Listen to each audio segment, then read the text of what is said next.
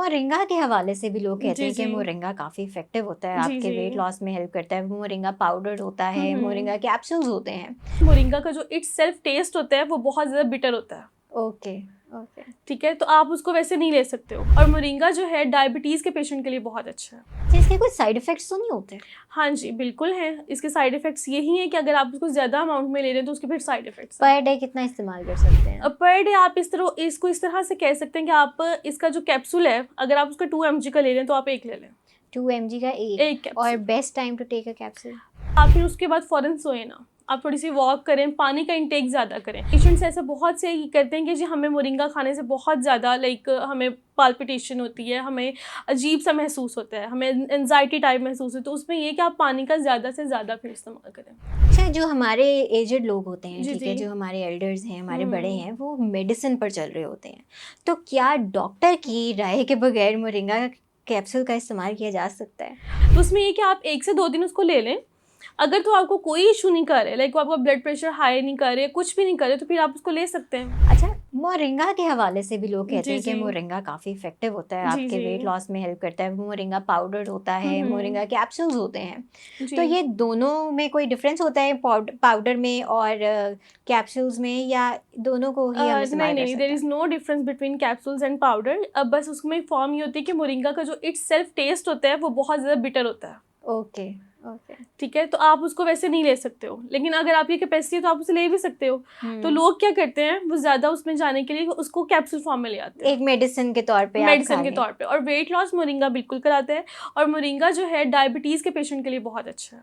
Okay, मतलब जिन लोगों को डायबिटीज़ है, उनकी जो शुगर लेवल है उनको मेंटेन करता है मोरिंगा, और उसमें एक वाज़ह तौर पे फ़र्क आता है।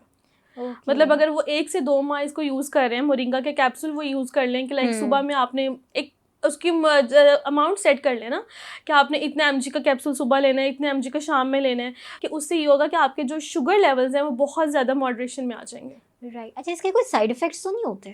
हाँ जी, बिल्कुल हैं। इसके साइड इफ़ेक्ट्स यही हैं कि अगर आप उसको ज़्यादा अमाउंट में ले रहे हैं तो उसके फिर साइड इफ़ेक्ट्स हैं। पर डे कितना इस्तेमाल कर सकते हैं? पर डे आप इसको इस तरह से कह सकते हैं कि आप इसका जो कैप्सूल है, अगर आप उसका 2 एमजी का ले रहे हैं तो आप 1 ले लें। 2 mg का 1 1 और capsule. Best time to take a capsule? After after breakfast. After breakfast. हुँ। ठीक है, मतलब अगर इसका कोई रात को अगर हम इस्तेमाल कर लेते हैं, फॉर इंस्टेंस कोई भूल जाता है कि उसने दिन में नहीं नहीं, नहीं, खाया। वो रात को ले सकते हैं, लेकिन ये है कि आप लेके फिर फ़ौरन सोएँ ना। ओके, ओके, क्योंकि ओके। कभी-कभी ये होता है कि आप कोई मेडिसिन लेते हैं और अगर आप लेट जाते हैं और अगर वो मेडिसिन बहुत, हम नॉर्मली कहते हैं ना कि ये मेडिसिन बड़ी गर्म है, तो उससे क्या होता है कि आपके एक स्टमक पे बहुत ज़्यादा पाल्पिटेशन स्टार्ट हो जाती है। हुँ, तो हुँ, उस हुँ। चीज़ में ये है कि आप फिर उसके बाद फ़ौरन सोएँ ना। आप थोड़ी-सी वॉक करें, पानी का इंटेक ज़्यादा करें। जैसे अब देखिए, मैंने आपको बताया चिया सीड्स और बेसिल सीड्स, इनको आप ले लेंगे, इनके ऊपर से आप इवन के पानी ज़्यादा भी नहीं पिएँगे तो आपको फिर भी ये स्टमक की जो पाल्पिटेशन है ये नहीं होगी। हुँ। लेकिन कुछ जिन चीज़ों की तासीर गर्म है, जैसे फ्लैक्स सीड्स हैं, या जैसे हम अभी मोरिंगा की बात कर रहे हैं, तो इनके साथ क्या होता है कि आपके स्टमक पे बर्डन आपको फ़ील होता है। मतलब पेशेंट्स ऐसे बहुत से ये करते हैं कि जी हमें मोरिंगा खाने से बहुत ज़्यादा हमें पाल्पिटेशन होती है, हमें अजीब-सा महसूस होता है, हमें एंग्ज़ायटी टाइप महसूस होती है। तो उसमें ये है कि आप पानी का ज़्यादा से ज़्यादा फिर इस्तेमाल करें।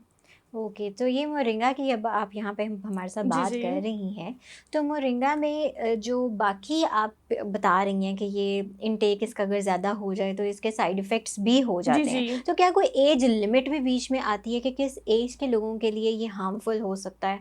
जैसे कि अगर किसी बड़ी एज का, जैसे यूजुअली ब्लड हुँ, प्रेशर का हुँ। इश्यू जो है वो जी, जी। एल्डरली लोगों को होता है, हुँ, हुँ। ठीक है? तो अगर क्या इसमें कोई ले एज लिमिट पे भी इसको नहीं, नहीं, हम एज लिमिट पे इसकी बात नहीं कर सकते, क्योंकि ये जो है सबके हर लिए है? सबके लिए बेनिफिशियल है। ओके। लेकिन बस आपने हर चीज़ का जो इस्तेमाल है वो मॉडरेशन में करना अच्छा, है। जो हमारे एजेड लोग होते हैं, जी, ठीक जी। है, जो हमारे एल्डर्स हैं, हमारे बड़े हुँ। हैं, वो मेडिसिन पर चल रहे होते हैं।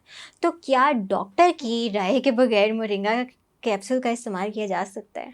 अगर वो अपनी मर्ज़ी से करना चाहें, जी, कि अगर कहीं तो उन्होंने उनको सुन लिया है। कोई ब्लड प्रेशर का, या जैसे मैंने आपको बताया हार्ट का, ऐसा हुँ, कोई इशू नहीं है। क्रेटिनाइन लेवल्स उनके नॉर्मल हैं, ठीक है? तो उसके बाद वो ये कर सकते हैं। अगर तो उन्हें ऐसा कोई इशू है तो एक दफ़ा जो है, आप एक होता है ना कि आप पैच टेस्ट कर लें। पैच टेस्ट का भी हम यही होता है ना कि हम देख लेते हैं कि ये चीज़ हमारी बॉडी को सूट कर रही है या नहीं कर रही है। हुँ। तो उसमें ये है कि आप 1 से 2 दिन उसको ले लें। अगर तो आपको कोई इशू नहीं कर रहे, वो आपका ब्लड प्रेशर हाई नहीं कर रहे, कुछ भी नहीं कर रहे, तो फिर आप उसको ले सकते हैं। और अगर वो ओके। कर रहे हैं तो आप अपने डॉक्टर से कंसल्ट इसको लाज़मी करें। चलें जी। नाइस, चलें ये भी एक अच्छी चीज़ हाँ है जी। मोरिंगा, मतलब आप जितना नेचुरल की तरफ जाएं जितना और नेचुरल अपने की आप तरफ को जाएं, मेंटेन रखें तो एग्जैक्टली। बहुत ही ज़्यादा बेस्ट है।